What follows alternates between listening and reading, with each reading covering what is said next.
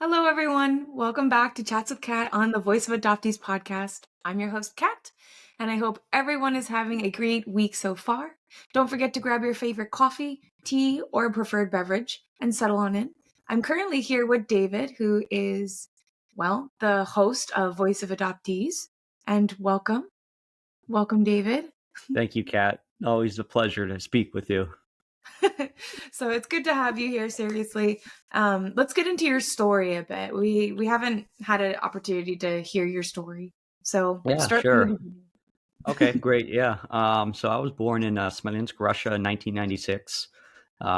It's right on the border of Belarus and Russia. Um, I was in the orphanage for about a year and a half, and before that, I was in the hospital for a few months.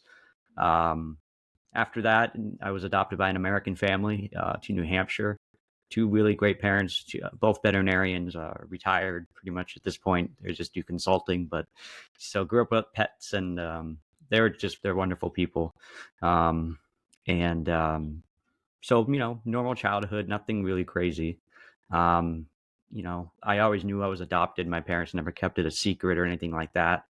I still remember when I was little, I'd ask questions to my mom about like why am I from Russia? And they had to explain, well, this letter that says your mother was, too poor. She basically couldn't afford to raise you. So that's why we came in to help, and here you are.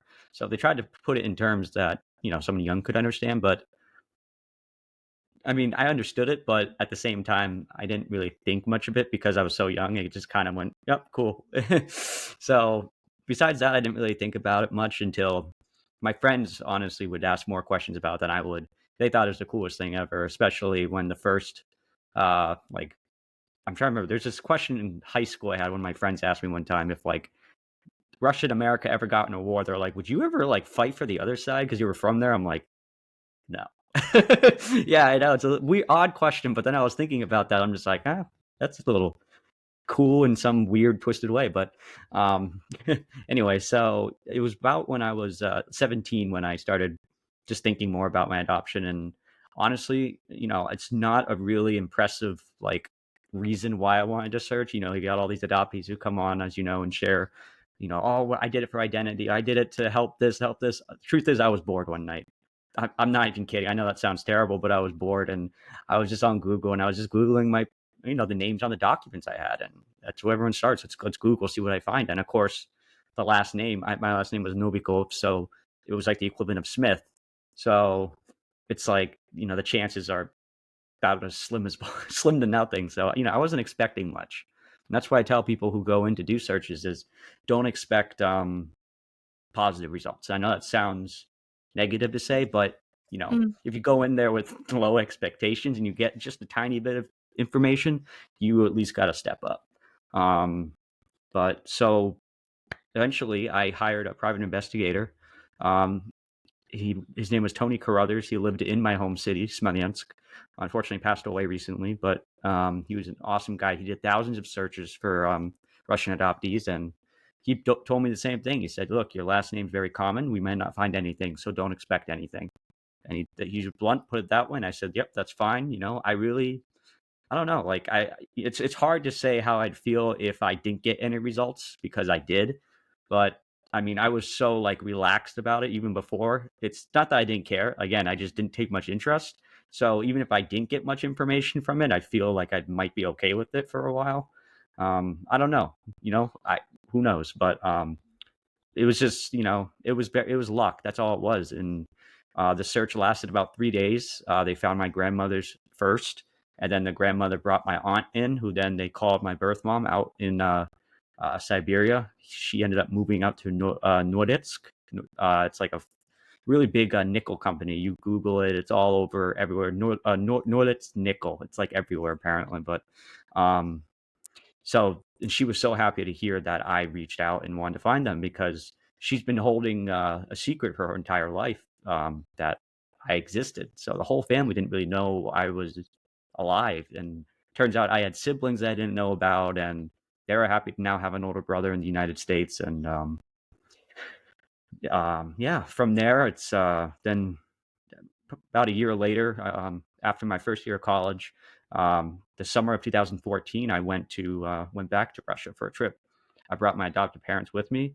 My adopted dad lasted 24 hours and then left and went home. Oh my god. That's another story. Oh boy. He had to watch the business, but he just gets very anxious about international travel, and I think it was too much for him, honestly. But so I did the trip with just my adopted mom, and that bonded us forever. Because I mean, to have an experience where you know, from a mom's point of view, you go, you get a child, you know, it's your child, you want to go get it and bring it home, and then fast forward 18, 19, 20 years later, you're going back to where you've got your son, and now your son's grown next to you, riding that same train ride into the city. And I mean, it was just the whole trip was just an emotional experience. It was something that, you know, only adoptees would probably understand. It's on a whole different level that a lot of people cannot even comprehend. And so yeah, I went over there and, you know, I did the touristy stuff. I saw the capital, of course, and took a train ride to my city and got to meet my family members. And you know, they drove me around the countryside. And apparently I had a cousin who was a nun and was at a nice monastery and made fresh milk and bread for us. And it was just like these really cool experiences that like you would just never get. Or you know, or funny like random things would happen, like how my mom and I ended up at like a bathhouse in the middle of nowhere in Russia, where the females went on one side, men went on the other side, and you know, you went down, dunked 3 times, and they all shout things in Russian at you. So you know, there's just a lot of really cool things that went down in Russia, up in Russia, over in Russia, whatever. But yeah, and you know, the trip was amazing, and I was trying to blog during it too, and I got to about day 3, and then I just stopped because I'm like this is too much. Like I can't even like wrap my head around like what I'm even writing at this point. Um, but you know, the whole trip was amazing, and then after that, you know, I just kind of stayed connected with my Russian side a bit more because I promised them I would. And you know, I started a Facebook group I almost said Russia. Jeez. I started a Facebook group in college, Russian Adoptees. And, you know, we started out with like 5, 10 people. And then fast forward 10 years later, we have almost 2,500, I think. And it's one of the larger ones for people just adopted from Russia, which is pretty cool. And former Soviet countries, of course. Can't forget those. Mm. Um, so yeah, and then from there, it kind of just I don't know, just transcended into a podcast and part 1 of my book that I wrote about my story, and interviewing amazing people on this podcast that you also interview as well, and we get to hear their story too, and it's a way of giving back, and that's kind of why I'm doing all this, and that's pretty much the overview of my story. Yeah. Okay, so that's a lot to unpack. Yep. um, so let's take it back. Let's try to go through kind of each like monumental moment in your life, right? First things first, obviously finding out you were adopted. Oh, I You thought were you were going to say I saying, was born, but okay. whoa, okay, Uh, that, but you know, for the yeah. for the sake of the podcast, let's go to the moment that you found out you were adopted. Now you're saying that again, that your adoptive parents were actually very open with you, and that's not usually the story. I mean, even on this podcast, we've come across you, as you know, we've come across people who are like, yeah, my family was very open. We've come across a lot of other people who are like, you know, my family didn't really want to talk about it. Yeah. um, so, you know, how did you find out that you were adopted? You were saying about how they were saying you were from Russia and you kind of asked why, and then they told you. But did they just come out and say like, yeah, you're Russian sort of deal? Like how did that? So I actually found out, well, I mean, the way it exactly worked, I guess, out was it was a combination of me looking through paperwork one point just out of being a kid and then like to dig through your parents' stuff just because you're not supposed to and you just go through stuff. I Yep. ran into those files when I was a kid and, you know, just was just reading them for fun. But even before that, I believe it was actually like a form for school. Like we were working on a project of, you know, tell us about where you were born, Yep. and my answer was very different than a lot of people, than a lot of kids. Because I Hmm. remember there was a question in there like, "Oh, what town or city are you born in?" and it specifically said in America. I put my hometown in New Hampshire because Right. so I and my mom was looking at it one night and she was just like, well, technically, she's like, well, David, you technically weren't born here in the US. You live here, but you were actually born across in another country. And I thought that was cool as a kid. And of course, I didn't really understand. But again, they tried to explain it the best they could. And my mom said, Mhm. the story was you were born from another another mother, and they couldn't support a child and they needed help, and she put it in words that I would understand. She said Right. they needed help raising you. So she's like, just out of how life works, and she's like, we got connected and I knew that you were going to be my Right. son, and that was the done deal. And I'm like, oh, okay. And then that's literally like all, like, that's it. I didn't really touch it for like 10 years because I'm like, I know where I'm from. Sure. I mean, yeah, it came up freshman year of high school as well um, in science. We were, studying genetics. That was Oh a fun yeah. one. Where do you get your X and Y chromosomes from? I'm like, oh, I'm just I gonna don't make. know.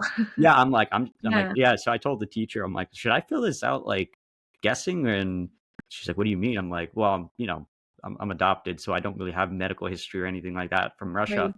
Right. And she's like, oh, I'm so sorry, and apologized and felt bad, and it just Oh god. excused me from the project. And I'm like, really, it's not a big deal, like because I didn't mind. I'm like, but anyway, so yeah, I mean, yeah, so that's kind of where that started. And then as I got older, yeah, So as you're saying this, my mind kind of splits into two different schools of thought now. yeah, One is, you know, I think it's interesting that you were saying about how you found out, and you're like, yeah, okay. I mean, I'm not just based off of the people that we've interviewed, my own personal experience. Like my immediate thought was, I want to find out more. Like I need to know more. But it doesn't seem like you had that kind of thought process. yeah. No, I mean, that young age, no. Like I said, I really started getting eager to learn more as I was older for some Older. reason. But Mm. I mean, it helps when I don't know what exactly it was, but I do know that my mom always tells me when I was adopted that the orphanage staff and the agency told her many, many times that, I never had the typical baby growing up experience from being in an orphanage where you're not held all the time by a mother. You're not rocked by a mother. You're not this and that. And the doctor Mhm. said it's so important that your child needs to have that experience. Yes. Even though he's older than children that already went through it, you need to do it on him as well. Mhm. So when I got back to the US, like around a little before 2 years old, for a year, I was a little bit, slower with progression in terms of being raised as a child, pretty much. And Right. they were just told to do that, and maybe that had positive outcomes. I don't know, but I, no, I mean, I always viewed my parents as my parents, and I don't even think twice of it. And to be frank and totally honest with you, the thought of calling people that you don't even know in another country like, oh, that's my real parents, I think that's just offensive. But that's my own opinion, and we can express our own opinions. But when I talk about like my mom's the person that adopted me and raised me. That's like it's. I'm sorry, but that's just my opinion. But anyway, no, to no. answer your full question, I'd say it's also nice that I didn't really have identity really issues much because my adoptive mother, her family history, her whole family came from Russia and Germany. So we look alike in a lot of ways. So everyone actually thought growing up that I was her biological son, and my brother was actually the adopted one because I looked more like my mom. Not so much my dad though. He's about as Midwestern as you can get. He's from Ohio. And, he had the blonde hair as a kid to gray hair, bright blue eyes. I mean, no. But yeah. So that's kind of that part.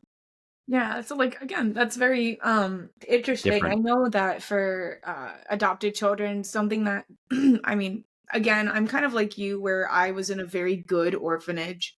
I remember it to this day. I have some obviously memories of it.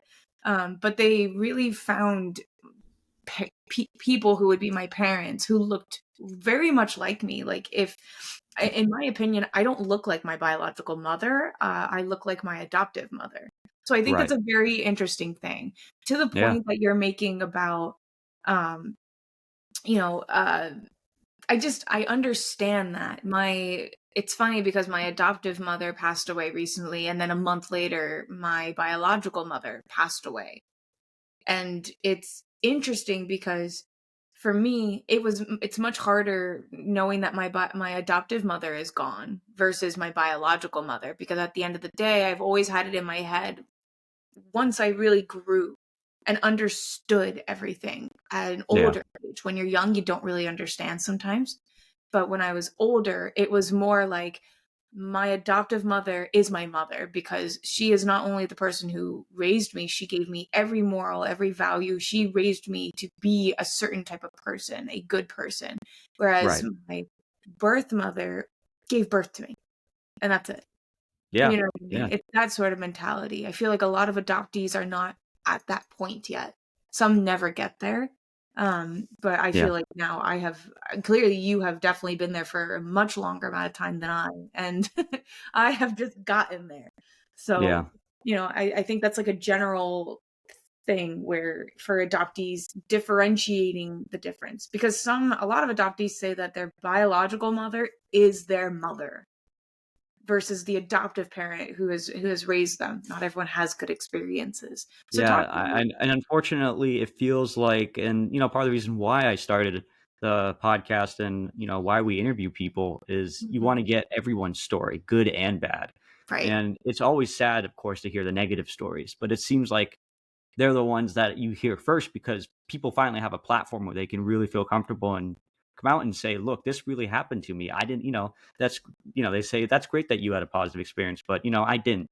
And then Mhm. it's, it hurts to hear because you wish that they had a good experience because, that's in some ways, when I first started everything, I always apologize to everyone because I'm like, I'm sorry, like I'm asking these questions, but I can't relate to your there is no average adoption story, but there's a lot of things I can't Mm. relate to.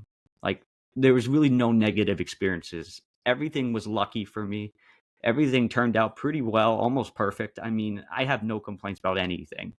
I mean, in terms of identity issues, I mean, yeah, sure, I feel maybe anxiety problems probably started from Russia. I know a lot of us get anxiety, but then again, I feel like everyone in this world has anxiety at this point. But Mm. um, I don't know. I mean, but yeah, in elementary school for a couple years, I had extra language support for English because my Mhm. writing was so god awful. It was terrible. I mean, my writing's still bad. Like, I mean, like handwriting, like Yeah. computer writing, no problem. Like I can type a lot of words per minute, but I don't. Besides that, I mean, I was never bullied for being adopted. I never had bad experiences in school. I mean, I don't know. Like I grew up in a very kind of boring town. Like Right. it wasn't anything special, but it wasn't a city with a bunch of people. It was just I don't know. I had, like I said, I really had a relaxing kind of childhood and a nice life growing up.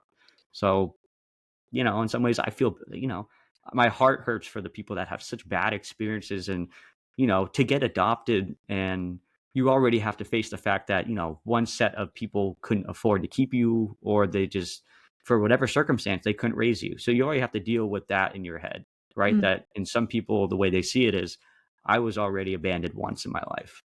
And then they come here and get adopted. And then now they have a terrible experience with their adopted families over here.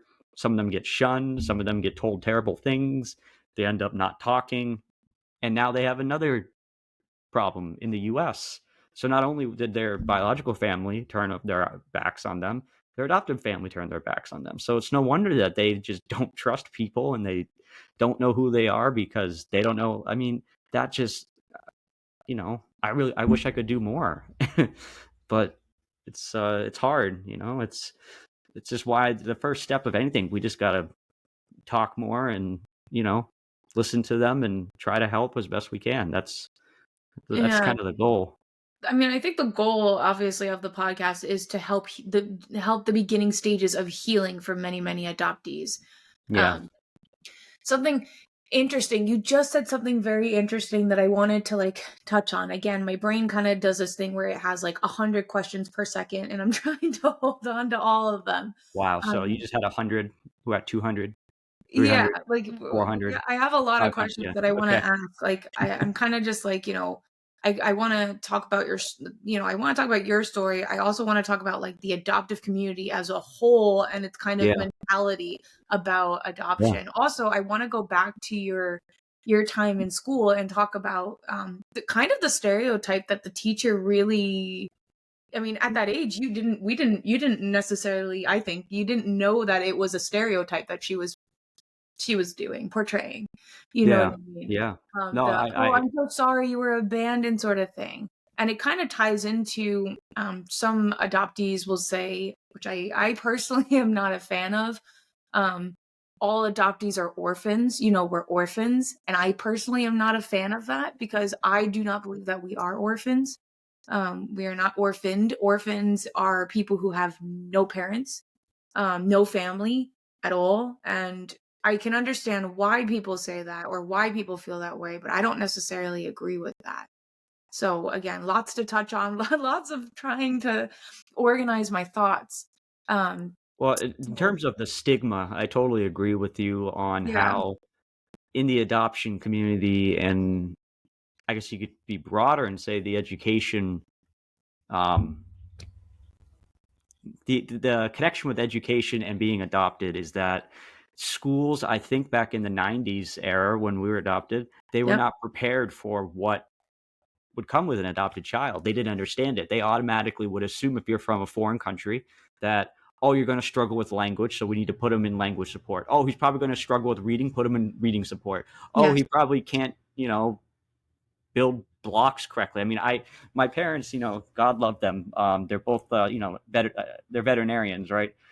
So they had to go through, extensive veterinary medical school as well. So they understand pretty much as MDs do about certain medical mhm, terminology. And they had me tested beyond belief when I was adopted and came back to the States by like the best hospitals in Boston. They had mm, me run through neurological testing because my dad's a neurologist, so he wanted to see how my brain worked as a child. I mean, talk about right, type. I mean, they are type A people, but geez. But literally, I still remember this. I had to spend hours building blocks, and they had neurologists study how I would build blocks because apparently that would like I don't know, but like so I was run through all the tests, and in some ways I think that's cool, but in other ways, yeah, you can say that's totally unnecessary. Why are we doing this? Because you're fueling that whole he's adopted, so he must have issues, right? yes. And I was about to that's say, what really upsets a lot of people in the adoption community, and that's why I think I interviewed someone, and the theme of it was, at the end of the day, we're all human beings. right, We all just want to be treated the same, and to fuel. I mean, yeah, it is annoying, I guess, to say that we were mislabeled as, you need extra this support, this. Was it really necessary? Depends on the child. Maybe it was. mm. Um, maybe it helped me. I don't know. All I know is that as I got older, I could speak English more professionally than most Americans could. So Yeah, you it, actually speak it's better English than I do, and I too I literally had to learn English. I had to go through that whole citizenship process, and it was very extensive and lengthy and difficult. yeah, So yeah, I used to know how to write English properly, and now I've kind of just I've forgotten. So yeah. you speak much better English than I do, and I mean half the time I can't even get my thoughts together. Something else I want to like again going back, I want to touch on because to me, I think it's very important to kind of like. I'm really happy that you had a really great positive childhood, and so I want to steer away from that for this sake because I feel like with you, I can have a real open, honest conversation. I want to Yep, talk about the yep, adoptee community. This is what we do. yeah, This is what we are here to help.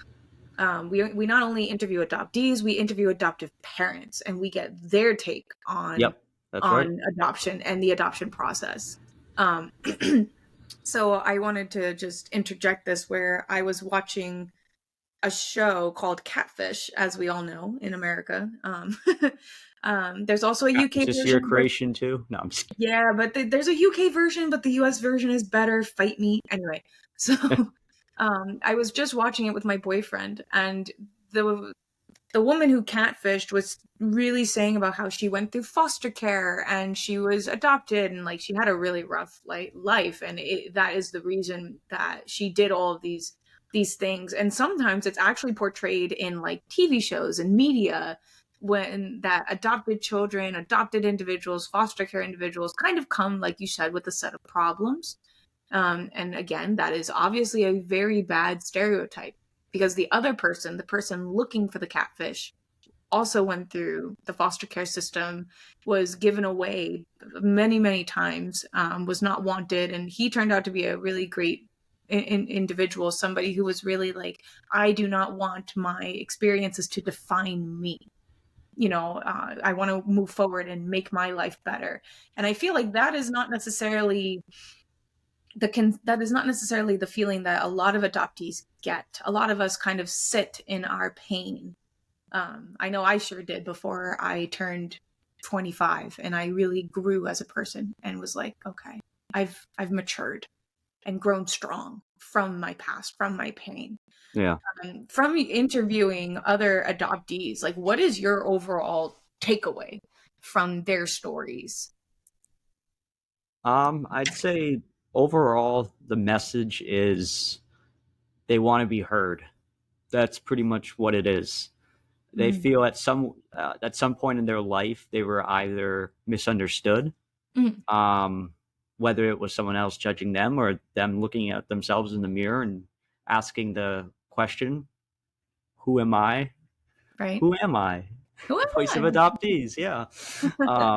But I think it's really about them processing what they actually went through. Mhm.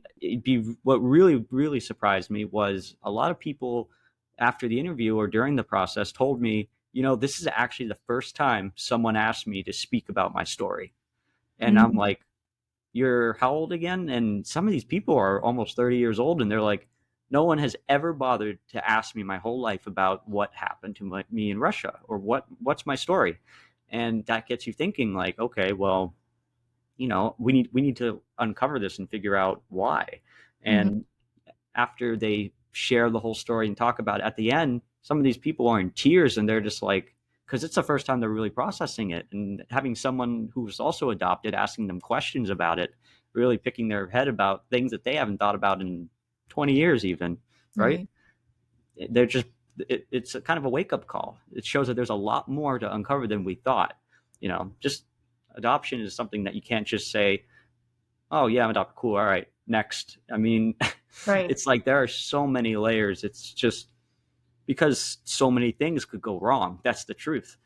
There's so many things that could go wrong with it, as well as good things. But I'd say overall, um, the people that we interview or I interview is they want to be heard, and Mhm. they want their story to be heard, and they just want to know, especially those that had a negative story. They want to let people know the negativity, and they also want to let people and inform, especially adoptive parents, Mhm. things they can do differently so these mistakes aren't happening to the future generations. Yeah. Yeah, no, I exactly. And I was bringing up like the stereotypes and kind of just the cliches and just like people in general in the media, because I have seen adoption and foster care be portrayed in a very sort of specific way, where it's just inherently 100% negative. Yep. Very Yep. rarely in media do you ever see like this person was adopted and they really made it of themselves. I think in the total of my Yeah. life, I've seen maybe like a handful on one hand of those stories. And all those people have like become like famous basketball players or like, very famous actors and actresses. And I feel like we can look at that and be like, wow, like if they came from that. Um, let's talk a little bit about the adopted community versus the adoptive parent community. And I hate phrasing it like that, but it really, on TikTok, it really feels that way. It really feels like there's kind of like a divide where There's an us Mhm. versus them mentality. Mentality. Yeah, and I feel 100%. for me, I feel kind of bad because I would like personally everyone to come together because by having that sort of us versus them mentality, we're doing a lot of harm versus good. But what have you noticed on TikTok? Because you're very active on it. You have a lot of followers on it. You post a lot of different type of content, and I know you probably look at comments and are very active within the adoption community in general. What have you noticed? Well, one thing first I've learned, adoptees are very passionate about their beliefs, so be Yes, careful questioning them because they're always up for a good old fight. that's very true. I've learned a lot to kind of keep my mouth quiet sometimes, bite my tongue a little bit, but I will Mm, say, a large percentage of the content posted about adoption on social media and TikTok is um, negative stories. It's negative experiences. mm, Um, it's I mean, some people really do blame their entire life's problems on their adoptive parents, right. and they think they're going to be that way forever because of them, or you know they talk about on certain days like their birthday where they're missing their mom from home, Russia or China or uh, Vietnam or wherever, Hmm. UK, Ireland, yeah. And it's heartbreaking because it's like you ask them, well, what about your adoptive parents? Like, do you Right. talk to them or is there something happen? But there's just so many things that are being said. But really, it just seems that you have a lot of people that have bad experiences with their adoptive families, especially adoptive mothers. It seems like it's geared to, and these poor mothers try to get together and have.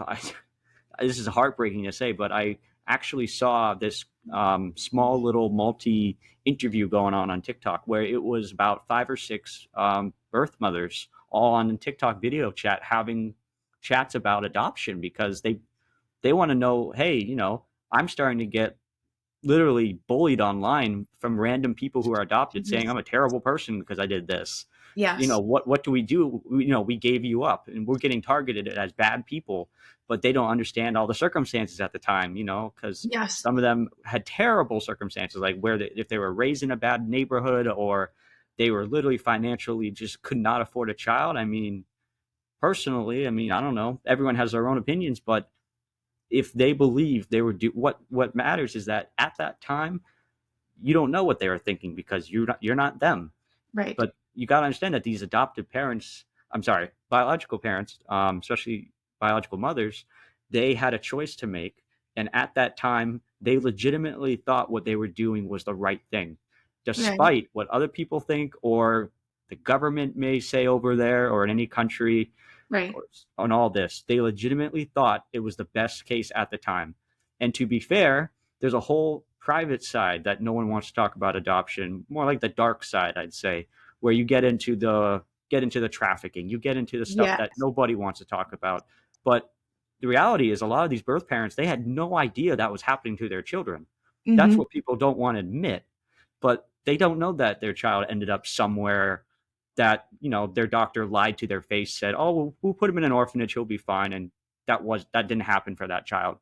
That birth mom legitimately thought and was being told at the time by a doctor that your son's not going to make it, he needs to, he's going to die. And I mean, my biological mother in Russia was told that I wasn't going to make it, Right. that he was born too premature.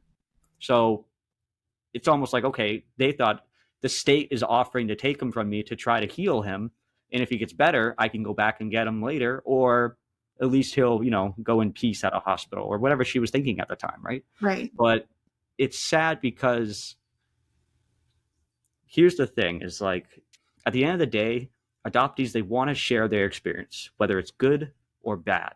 But what Right. I've noticed is the people that want to share positive stories and their positive outcome on adoption, Right. they'll get a flood of people who are adopted who jump in your live stream who have negative experiences, and they want nothing more than to tell you how awful their experience was, and they want to basically just rip you apart in some Right. ways and tear you down. And almost like make you feel bad for yourself.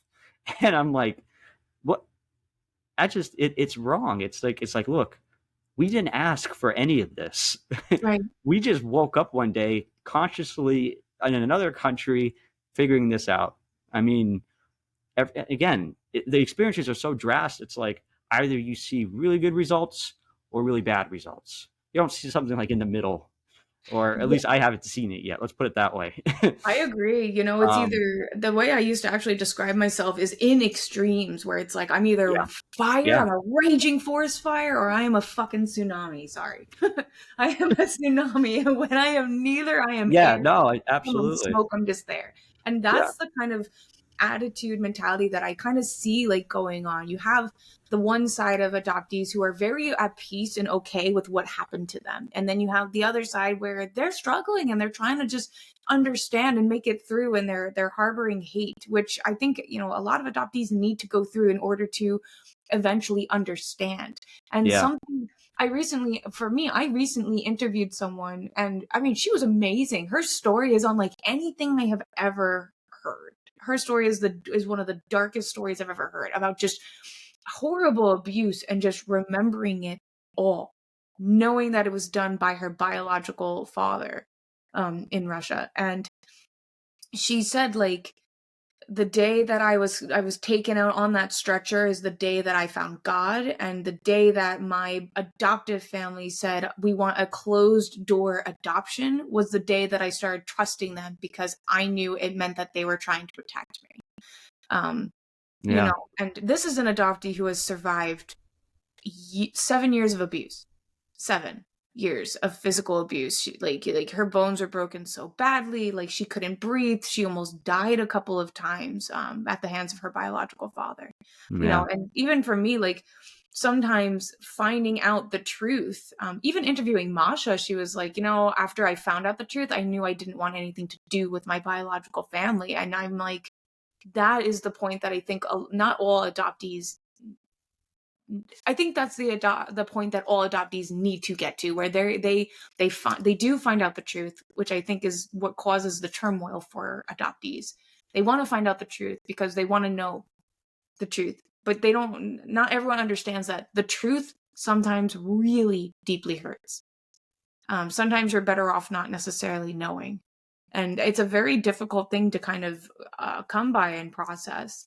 And let's talk about the adoptive parents for a second, because I can't, again, I interviewed someone and she had adopted a little boy and she posted about it, and it went viral for the fact that she was saying about how happy she is to have this boy, this child in her life. And it went viral for the wrong reason, in my opinion. A lot of adopted individuals were really just attacking her, and saying like, how dare you do this to the biological mother, blah, blah, blah, blah, blah, blah, blah. You know, and for me, like as a community of adoptees, we need to support each other. And we may not always understand adoptive parents, but it doesn't mean that we as a community need to do better. You know, we should never send someone hate, you know, because we ourselves don't want to receive it from anybody. It doesn't Yeah, matter, exactly. parent or a fellow adoptee. We Right. should just not send each other hate. We should be open and willing to listen to each other's stories. Anyway, that wasn't really a question. It was more of like an observation. Um, have you interviewed adoptive parents on your part of the podcast? Yes, yeah, a few, Okay, so including my own adoptive mother. what is their overall, like, you know, mentality, consensus?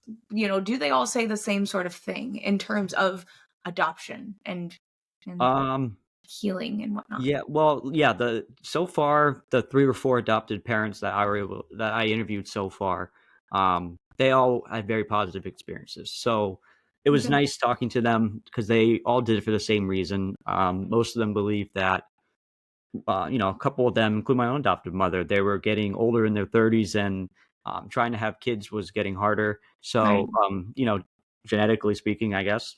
And so adoption was a solution. So, they can say it was luck. They can say God helped them, whatever they wanted to say and believe, that it got them connected to a child and it made them feel whole. And, a big thing that they all emphasized was, again, they felt it was a calling. They felt it was something they wanted to do and they had to do, and now it was their responsibility to raise that child as it's my own. And I think my adopted mom said it really well. I asked her, I said, "So you raised me as your own?" And she said, "Not." She corrected me. She said, "I'm not raising you as my own. You are my own child." Right. So she rephrased that and said, like, she doesn't distinguish.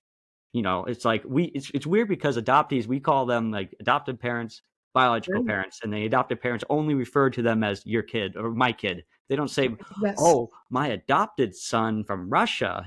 I mean, they don't distinct. I mean, maybe some do, but I haven't met one yet. Let's put it that way. So Mhm. they, because they're like, we want the child to be, it's our child. We Yeah. adopted him to our family. We're going to call him our own because he's our They are. own now. Right. It's, we're not going to run around and try to tell the world that he's different and special and let everyone know, because it's none of their business at the end of the day. And if the child isn't comfortable with that, we don't want to share that to the world about if he's adopted or she's adopted. Let them be comfortable when they want to talk about it. But for the most part, the adoptive parents that I interviewed were awesome. They all had a mission and they all did what they thought was best, and they all had really positive experiences and they love it. And they say, you ask any of them and they say they'd do it again in a heartbeat. Yeah, and for me, I think that's really beautiful. I think I can relate because as the adopted child in my family, my mom would be like, "This is my daughter," and I'd be like, "I'm your adopted daughter," and she would be like, "Yeah, but you're my daughter. Like, Yeah. you may Yep. as well be mine." And I understand. Like again, it wasn't until about 25 that I started understanding, and it wasn't until I it's just me. My adoptive dad is dead, my adoptive mother is dead, and my biological mother is dead. So is my biological father. So it's Hmm. literally just me now. And it wasn't until that I started really deeply understanding why my mom acted the way that she did, why she did certain things. I didn't always agree with her, right? Yeah. So I think it's very interesting that each adopted all adoptees have different stories. That each person has a different take on it. Some are very open and about their feelings. Other people are like, I didn't really have these issues. Kind of like where you're coming from. You were Yeah. like, I Yeah. didn't feel this sort of negative thing. I didn't, you know.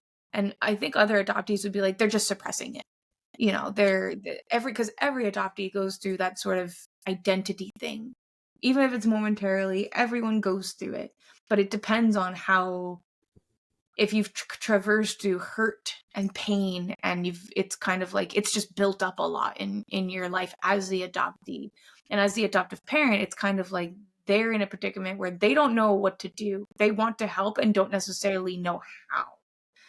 um and I think, from us having interviewed all of these different adoptees and adoptive parents, it's kind of like we can see the scope on both sides.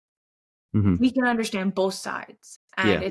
it's give me your takeaway from that, from being kind of like it's not even like a mediator, but at the same time it's kind of like this weird in my opinion, it's kind of like a weird spot where we're like in we're not in limbo, but like we're like the masters of the limbo, where we're just in the in between. We're neutral, where we understand both sides. Well, I mean, especially when you're interviewing people, you need to be not biased. If you Mm, go in there with, supporting only adoptees and you think all the answers from the adopted parents are just a lie anyway, right. you have no business interviewing them. We Mm, have to go in there with the mentality they both have stories and they both deserve to be heard. And, you have people who complain, and one of the complaints from adoptive parents are, well, we don't speak about adoption much because every time we try to talk about it, we find every negative adopted person in the world suddenly come and start attacking us, telling us that, you stole a child, you ripped them from their mom's arms. Like, and yeah. why would they want to talk about it when all every response they get is you're a terrible person? No one's going to want to talk. Right. So it's our job to, one, make everyone feel comfortable when they come on and want to talk to us about what's going on with their story and their journey, and um, it is hard that, like you mentioned, being in the middle of two different, not sides. We don't want to call them sides, because at the end of the day, they work Viewpoints. together. We want Viewpoint. them to work together, because when they do work together, we see the results. Oh Good yeah. things happen. Absolutely. Yeah. Um, and if you have people who are not going to agree on something, at least be, respectful about it, hear them out.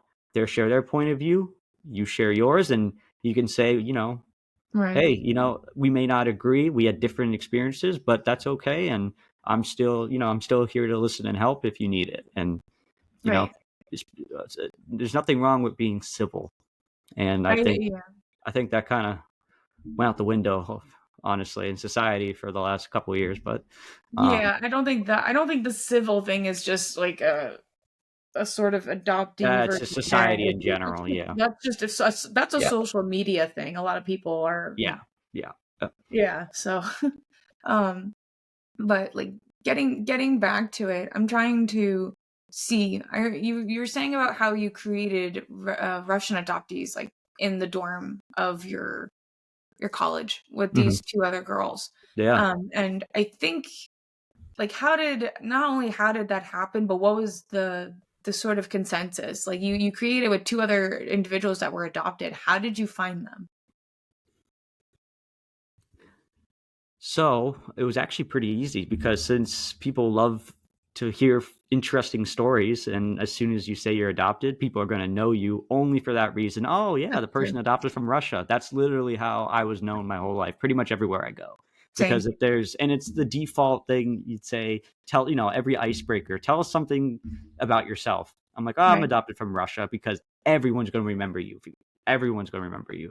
Right. Easiest way. So, um, literally, I was just the first woman I met. Her name was Olya. She went to my school, Champlain College, and um, literally, I had was talking, on like the first week of freshman year. Just, you're still talking to all new kids and doing icebreaker games. And as soon as I said in one class, I'm Mm, adopted from Russia, someone told me, oh, there's another person in your class who's also adopted from Russia. Do you know her? And I'm like, no. And then they just gave me her name, and find her on Facebook, and hey, you're adopted from Russia, I heard. And yeah, oh, me too. Let's meet up. Sure, done deal. It's very, that's one thing. Adoptees are very open people. A lot of them are. Like, we will adjust to another adoptee so differently than we will to anyone else. I mean, very true. Good point. for whatever reason, I think it's just a matter of comfort and the whole emotional aspect. It's so deep that it takes someone to understand really what you're going through as another adoptee. But so Mhm. that's how I found Olya. And then the other girl um, was actually, she was at UVM, so University of Vermont. Mm, UVM and my campus, they overlapped, so our buildings were like right next to each other. right. And I actually connected with her because her adopted mom, her name was Elena. So Elena's adopted mom reached out to me earlier that year, because they were in the process of try and get paperwork from the consulate, and I was helping them do that. And all of a sudden, she somehow found out I was going to school in Burlington, and she said, "Hey, my daughter goes to school in Burlington, Vermont too. She's at UVM." I'm like, "Oh, well, I'm at Champlain." And so I messaged her daughter and said, "Hey, I met another adoptee the other day, and I heard you are too." And we Mm, started a three-way chat on Facebook, and I'm like, "Hey guys, come on over." I went. There's a European store nearby in Burlington, Vermont. I went and got some Russian cookies and tea, and I invited them over, and we all had Russian snacks in my dorm room. We were just chatting about where we were born, and like, right. what our stories were, where we're from, being raised by our parents, how that worked out. And it just connected on that level. And next thing you know, we were going out to like lunches and dinners and just having fun. And then yeah, then after that, I was thinking, I'm like, this is a good experience. Like, I had a genuinely good experience, and I feel that I want to offer something similar to anyone else that's adopted. And that's how I just got into the whole, let's create a group and see who joins. And we had a big presence from New Zealand. They got on board pretty quick. And then, as we know, our dear friend Sasha, Yes. Sasha Leonova, amazing woman. Mm, Um, she joined, and after about 8 or 10 people, I'm like, all right, this is a solid group of people. And then it started getting bigger and bigger, and I'm like, okay, this is getting a little like out of control a little bit, and then it Right. got to the point where I'm like, all right, like we have like thousands, like we need to start doing something. Like we need to do something professionally. Like there's we just have to. We have the numbers, we have the support, we have the following, and we can do something great. And that's really still what I believe is we can. Right. And I'm definitely I feel like I've been there to kind of support this vision because I too feel the same way. You and I are very much in general agreement where it's like we want to pay it forward Yeah, absolutely, 100%. to other Yep. adoptees to make sure that they know that they are not alone, to make sure that they can find other people who are not only also adopted, but who have felt similar things in the Yeah. Facebook group Russian Adoptees, Right. Right. which is specifically for Russian adoptees. Voice of Adoptees is the podcast that is for all adoptees.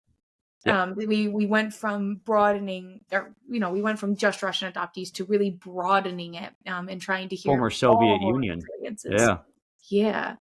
Um, so not obviously Russian adoptees and former Soviet Union adoptees, but it's more just the transition and the progress and the way we're paying it forward, which is moving from a small group of adoptees to a larger scale where we want to pay it forward to all adoptees. We want to hear all of their stories because adoption is not something that only exists within certain adopted groups. Adoption, Right.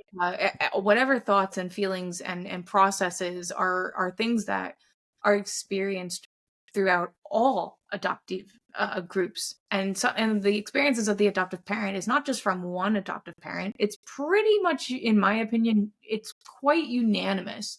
Every Yeah. adoptive parent goes through the same adoption process. They have to. It's the law, at least in the States. Um, they probably all go through very similar thoughts and feelings and paths while Yeah. going down that fears, and it's the same thing with adoptees. We all have that.